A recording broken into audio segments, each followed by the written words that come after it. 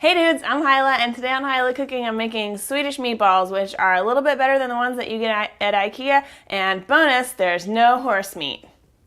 Sorry IKEA, no offense, but you did put horse meat in your meatballs that one time.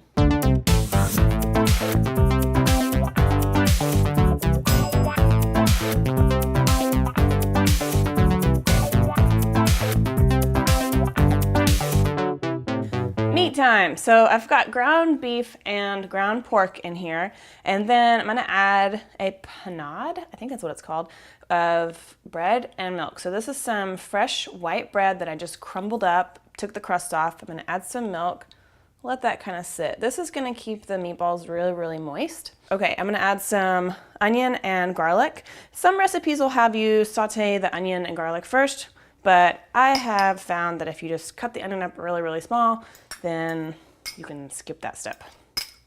1 egg. Get all that wholesome egg goodness.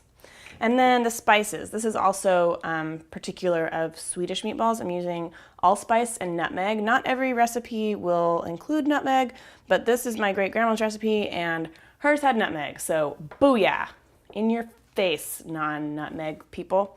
I'm gonna add some salt. Be generous, don't be skimpy. Gone are the days when people worked an entire year for a tablespoon of salt. And some pepper. Finely ground, please. And I'm just gonna use my fork to kind of get this egg a little bit mixed up before we mix everything up. Okay, remove jewelry, wash hands, ensure that you have no open wounds on your palms. And then we'll add our soaked bread. Just get it started. Vegans, I'm sorry. Now you just want to get in there with your hands. If you have a stand mixer, you can also use a stand mixer and keep a little bit cleaner, but I'll do it with my hands to show you how. Just like that. You just make that sound and mix that up. Well, that didn't take long. Once your meat is mixed up, we can start making our balls out of said meat. So this is just a piece of wax paper. I'm just gonna help the balls not stick to it. I'm gonna go ahead and form all of these into balls about that big. You could go a little bit smaller if you were doing like cocktail size, about a tablespoon of meat mixture.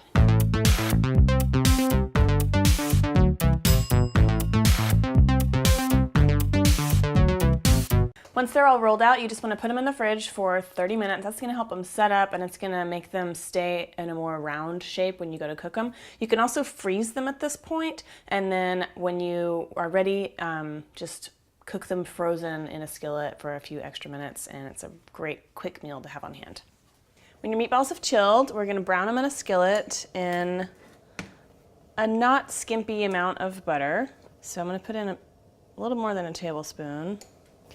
And then once the butter's melted and starts to foam, we can add the meatballs.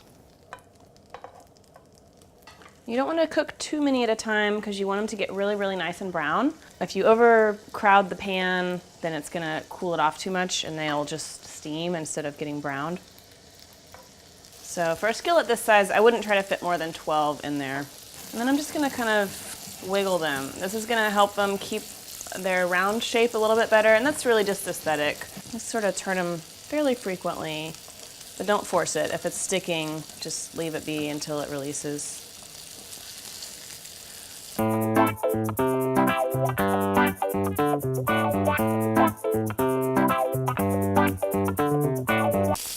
Okay, once they've all got a little bit of color on them, we can go ahead and take them out and set them on a separate plate. I'm going to turn the heat down to low.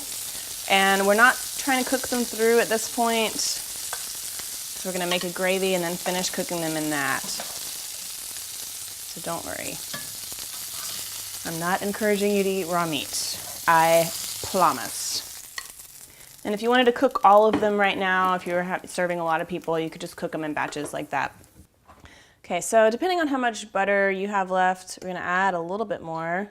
I wanna have about 2 tablespoons in there before we start making the gravy. Just leave all those little bits of meatball in there. Those are gonna be delicious. And then we're gonna add some flour. Look, some person requested that I get a plastic whisk so that it's not metal on metal. And I did that for you, so you're welcome. It only cost me like $1. Raw stress for less.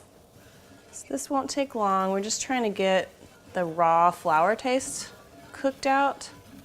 And then I'm gonna add in 2 cups of chicken stock. You could use beef stock if you want that or prefer that, either one.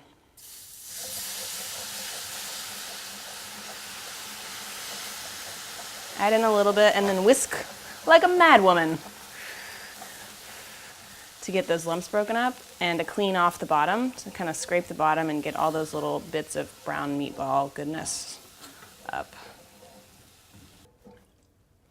So once all your lumps are out, it can be kind of tricky to tell because of the meatball meat chunks, but once you're close enough, we'll add the rest and we can turn up the heat, just stir it occasionally until it starts to bubble. So now we're gonna put the meatballs back in and then let them simmer for 10 to 15 minutes and stir it occasionally until that gravy thickens up and the meatballs are cooked through. All right, so it's been about 12 minutes. You can see how thick this gravy has gotten. Well, hopefully you can see. Can you see that? Did I do that? Okay, so I'm gonna turn the heat down to low now. Make a little area here in the middle. I'm gonna add some heavy cream. This is another thing that is classic, I guess, with the Swedish meatballs. At least the way I know how to make them. Ooh la la. Okay, so at this point they're done. You could serve these over mashed potatoes or egg noodles as long as you have lots of stuff to soak up that gravy.